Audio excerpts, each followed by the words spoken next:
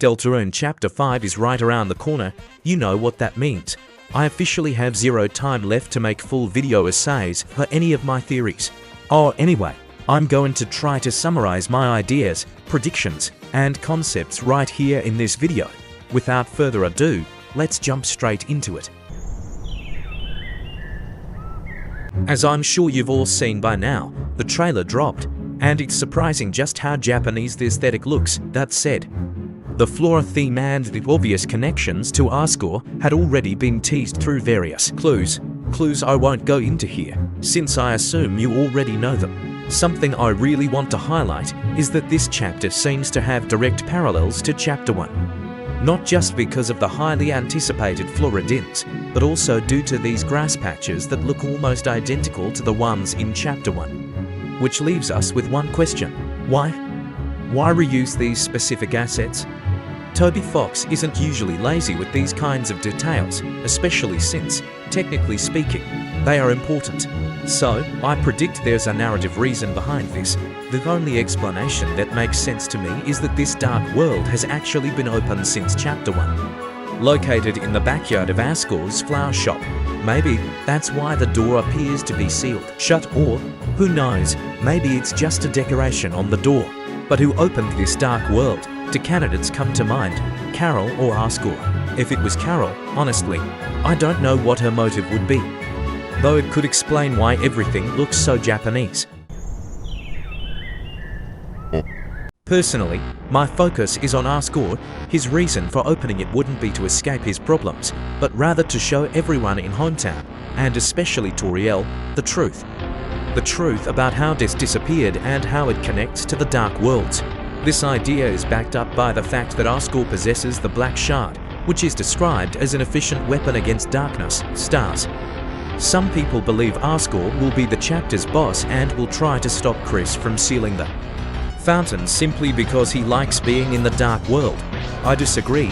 I think he doesn't want it sealed because he's trying to gain something from it. He wants to discover how it works, or he's fighting off enemies similar to the Titan spawn. That would explain why he wanted the Black Shard in the first place, not to fight two teenagers and a magical god, but to fight entities made of pure darkness. Which brings me to my next point, my icy theory. If you remember in Chapter 3, when Tenor wants them to keep playing, these pipes appear with strange, completely dark creatures moving through them. Those are actually ices. By applying this and utilizing our beloved toilet theory, if you're unfamiliar with it, you should definitely watch that video to understand what I mean. We can piece together what Ascor is looking for.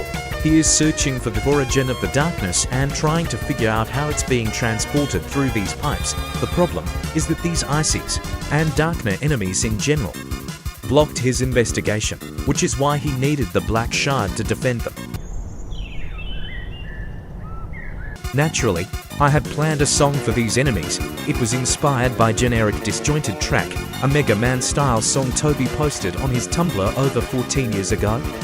Though I wanted to shift the aesthetic to a slower orchestral arrangement, here is the little bit I managed to produce.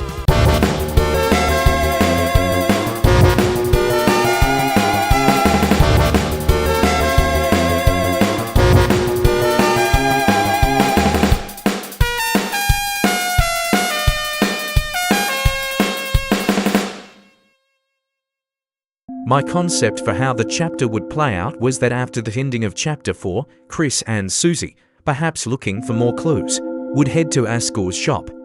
As they walk through the town at night, the song you're hearing in the background would play. I never ended up publishing it because I realized Chapter 5 probably wouldn't open like that. Anyway, upon arriving at the shop, Can You Call This a Home would play, serving as a parallel to the theme inside Toriel's house. This track also takes inspiration from an old Toby Fox piece simply titled Doodling Around with CT Instruments. I planned to use the leitmotifs from this track across several songs I was making, but well, time ran out. The rest follows what you'd expect. The pink and gold field theme I also composed, which didn't get much further development. For the secret boss, the vision was clear. Togor was an excellent concept that could work in a few different ways. He'd be a character who genuinely believes he is real, but upon obtaining the shadow crystal, transforms into a monster resembling the second phase of Thw's real battle in Undertale. He would also be the one utilizing the shot 3 inches track we've already been teased with. The music playing in the background right now is an unfinished version of the Toby battle, which is a mashup of mad memory and photorealism. I didn't finish it because I wasn't entirely convinced by how it was turning out. Toby could be an interpretation of ask or a manifestation of a feeling or something born out of pure nostalgia. This tied into a separate video I wanted to make about my theory on what Ralsei actually is. I was going to explain that Ralsei is a shared feeling between Susie and Chris. This is supported by the dialogue line in chapter for when entering his room. His appearance could stem from how important Asriel is to Chris, combined with the fact that Toriel has been the only adult character since chapter 1 for whom Susie showed genuine affection. Another idea for the secret boss was this flower character, inspired by the hands seen in Image_Friends cinematic from chapter 3. I didn't get to flesh it out much, but I think it looks cool. Now, moving toward the conclusion, let's talk about the festival. Throughout the chapters, the theme of the festival has been somewhat ambiguous. We might think it's Christmas related due to Ice Wolf's decorations, or maybe Halloween because Jackenstein is part of the display. Personally, I think it will be a combination of both holidays, heavily centered around the prophecy, making it more of a religious festival. This gives me 3 ideas. 1. Each house in hometown will be decorated differently, or the decorations will shift as the day progresses. 2. The more traditional citizens will focus on the holy aspects of the prophecy, while the younger crowd focuses on the cool stuff, like the swords and the scary elements. 3. The most likely scenario. The festival features a performance or pageant retelling the prophecy, utilizing both aesthetics to tell the story.